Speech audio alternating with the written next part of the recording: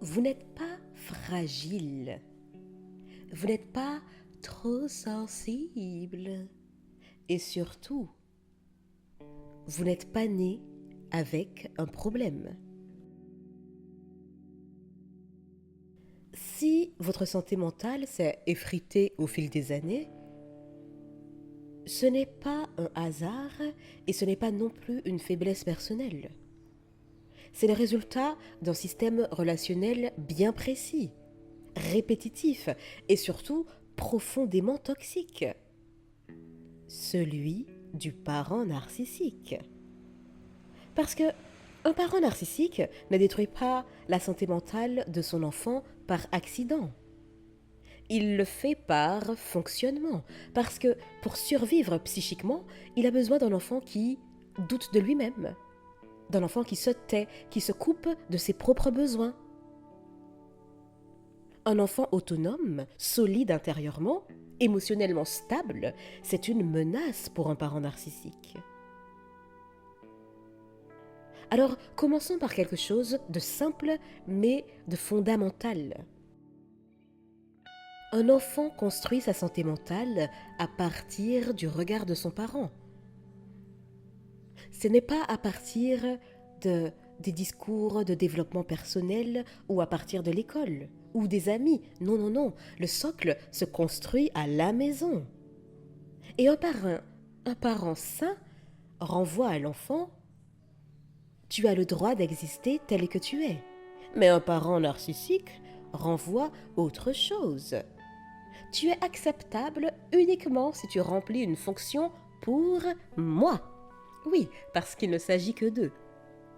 Et c'est là que tout commence, puisque très tôt, l'enfant comprend que l'amour n'est pas stable, qu'il dépend de l'humeur du parent, de son image sociale, de ce qu'il peut en tirer. Alors, l'enfant s'adapte, il devient sage, performant, drôle, discret. Il devient mature trop tôt, cher ami. Beaucoup d'entre vous ont cette tendance à se targuer de cette maturité qu'ils ont eue très tôt. Mais souvent, les origines sont à questionner. Et dans tous les cas, l'objectif est toujours le même: maintenir le lien. Mais cette adaptation constante a un coût énorme, puisqu'elle oblige l'enfant à se couper de ses émotions réelles, émotions bien souvent, que bien souvent il a du mal à identifier. Prenons un exemple très courant. Un enfant est triste, ou il est fatigué, ou alors il est en colère, et il exprime son émotion ou ses émotions. La réponse du parent narcissique: tu n'as aucune raison d'être comme ça. Ou alors, tu me fatigues avec tes humeurs. Ou, dans bien des cas, ils ramèneront la situation à eux. Et moi alors, qu'est-ce que je dois dire? Et ce message est destructeur, parce qu'il ne dit pas seulement je ne veux pas gérer ton émotion, il dit le problème, c'est ton monde intérieur.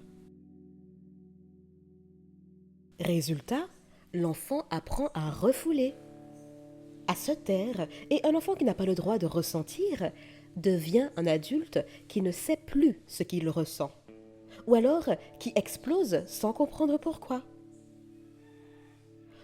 Autre mécanisme clé, le gaslighting permanent. On a parlé plutôt du gaslighting parental, hein.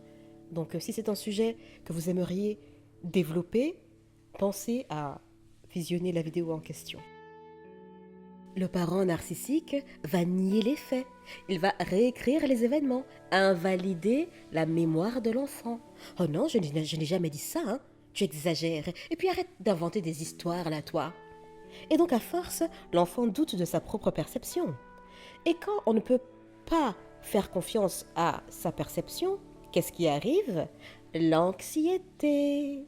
Parce que le monde devient imprévisible.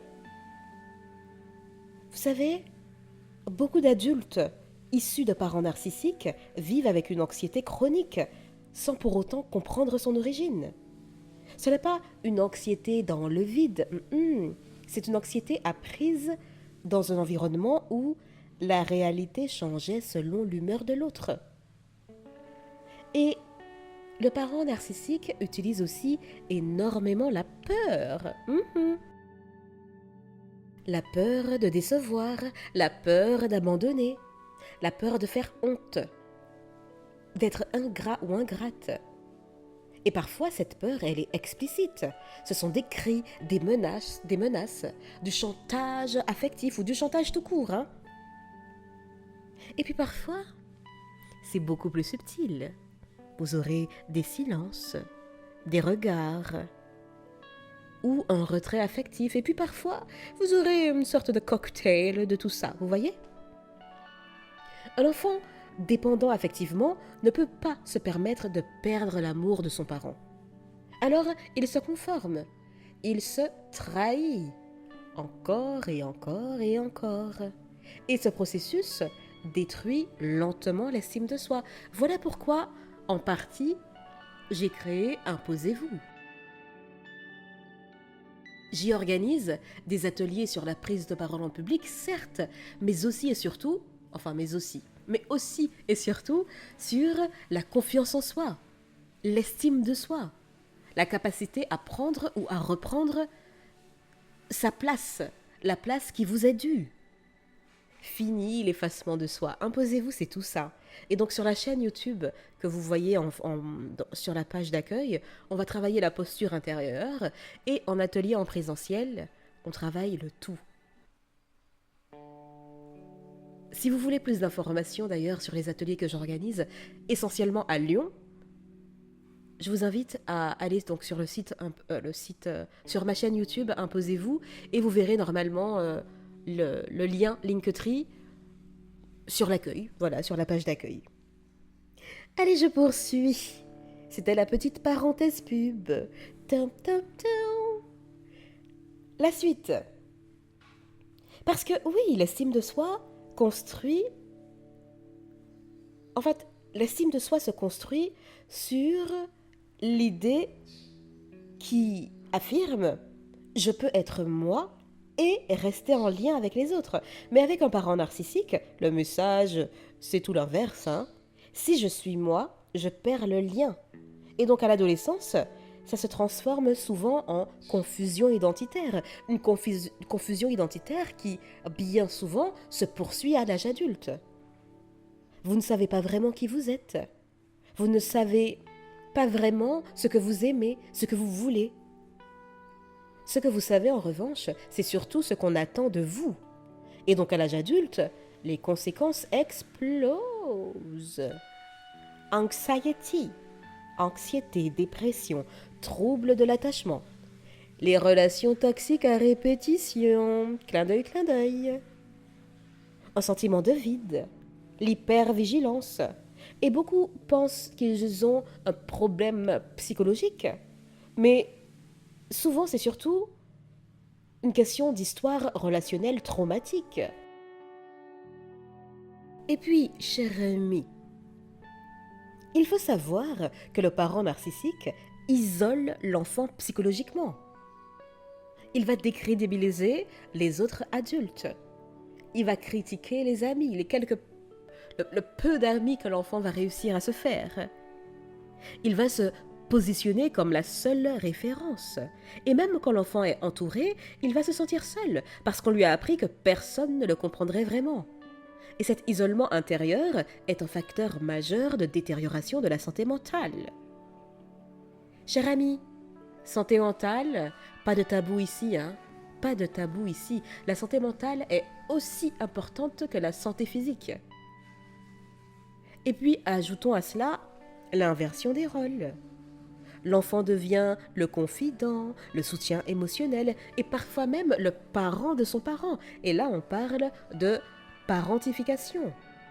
D'ailleurs, si c'est une dynamique qui vous parle, je vous invite à visiter mon site Un pas vers soi et de découvrir le programme Refuge, guérir son enfant intérieur et se reparentifier. Vous savez, un enfant qui porte des responsabilités émotionnelles trop lourdes, puisque n'oublions pas, je parle bien d'un enfant, eh bien, il finit par développer Dans bien des cas, une hyper-responsabilité quasiment maladive à l'âge adulte. Il se sent coupable de tout, responsable de tout. Il a du mal à se reposer, à demander de l'aide, ou alors simplement à lâcher prise. Et ça, ce n'est pas de la maturité, hein. C'est une surcharge. Et puis, il y a cette honte. Vous voyez, la honte diffuse, sans objet précis, mais qui pourtant est bien là. La honte d'exister. La honte de ne pas être assez, de ne pas faire assez. Puisque le parent narcissique projette ses propres failles sur l'enfant. Il va critiquer, rabaisser, comparer, parfois de manière subtile, et puis parfois violemment, très violemment.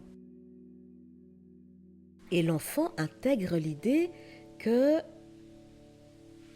y a quelque chose de fondamentalement défectueux chez lui, alors qu'en fait, non, c'est le parent qui projette ses propres insécurités sur l'enfant. Vous savez, de vous à moi, un parent qui s'aime, une personne qui s'aime, n'a aucun intérêt à projeter des valeurs,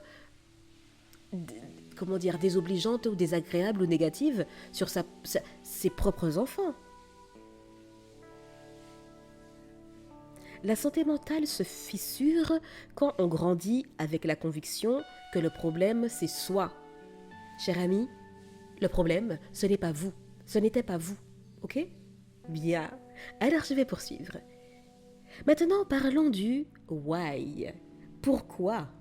Pourquoi le parent narcissique fait ça ? Eh bien, c'est parce qu'il fonctionne sur un vide intérieur immense.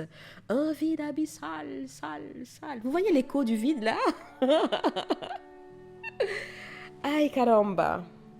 Et donc, il utilise l'enfant comme régulateur émotionnel, comme miroir, comme une extension de lui-même. L'enfant n'est pas vu comme un individu. Non, il est vu comme un rôle. Et dès que l'enfant tente de s'individuer, de poser des limites, de penser par lui-même, eh bien, qu'est-ce qui se passe ? Eh bien, le système se défend. Par la culpabilisation, par la colère. Vous voyez, ce genre de colère explosive là. Par le dénigrement ou bien par le rejet. Parce que vous savez, être rejeté par des personnes qu'on estime, qu'on considère ou qu'on aime, c'est violent.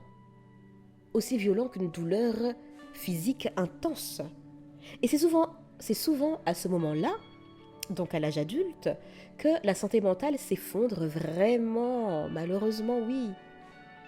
Parce que l'enfant, donc devenu adulte, commence à voir clair. Mais il se heurte à une violence émotionnelle renouvelée.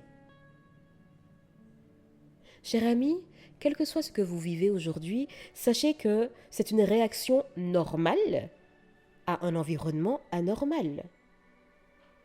La guérison ne commence pas par aller mieux, elle commence par la compréhension. Mettre des mots, redonner du sens, revenir à quelque chose de simple. Cher ami, vos émotions ont une logique. Vos réactions ont une histoire.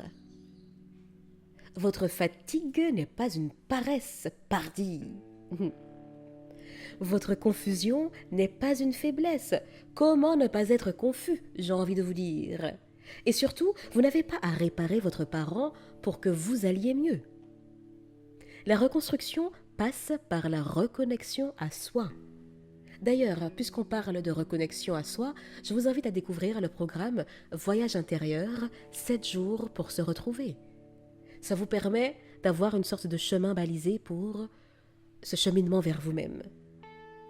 La reconstruction passe aussi par l'apprentissage des limites. Et parfois, oui, par la mise à distance, non pas par vengeance, mais par hygiène mentale. Et si, après cet audio, vous vous sentez plus posé, ce n'est pas anodin. C'est souvent le début d'un retour à soi, le retour à vous-même. Cher ami, tête haute, épaules relâchées, regard droit, Je vous dis à bientôt et d'ici là, imposez-vous.